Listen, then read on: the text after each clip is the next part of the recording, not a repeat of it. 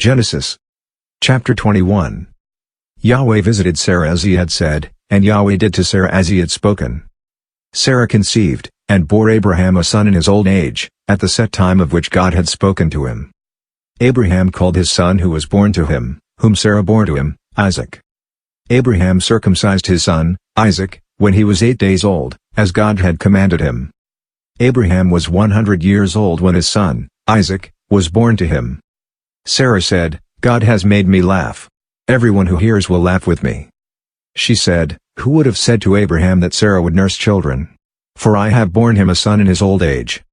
The child grew and was weaned. Abraham made a great feast on the day that Isaac was weaned. Sarah saw the son of Hagar the Egyptian, whom she had borne to Abraham, mocking. Therefore she said to Abraham, Cast out this servant and her son. For the son of this servant will not be heir with my son, Isaac. The thing was very grievous in Abraham's sight on account of his son. God said to Abraham, Don't let it be grievous in your sight because of the boy, and because of your servant.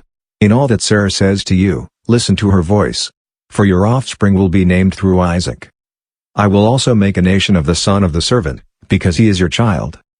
Abraham rose up early in the morning, and took bread and a container of water, and gave it to Hagar, putting it on her shoulder, and gave her the child, and sent her away. She departed, and wandered in the wilderness of Beersheba.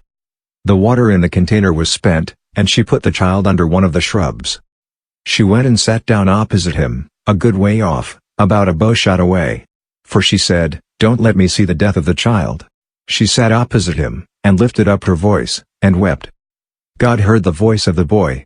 The angel of God called to Hagar out of the sky, and said to her, What troubles you, Hagar? Don't be afraid.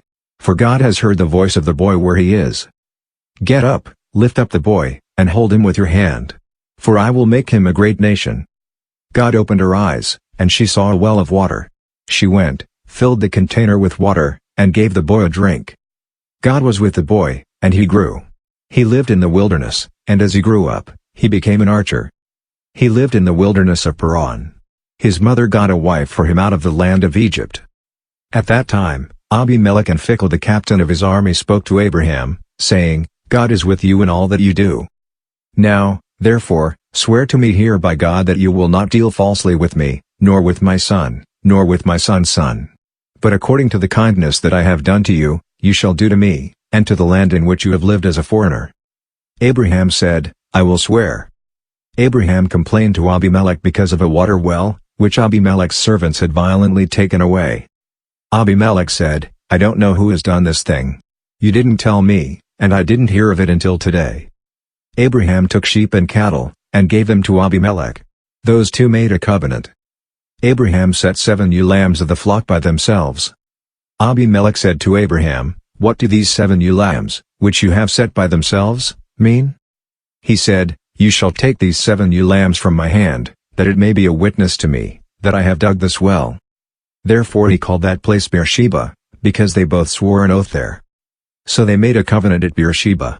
Abimelech rose up with Phicol, the captain of his army, and they returned into the land of the Philistines. Abraham planted a tamarisk tree in Beersheba, and there he called on the name of Yahweh, the everlasting God. Abraham lived as a foreigner in the land of the Philistines many days.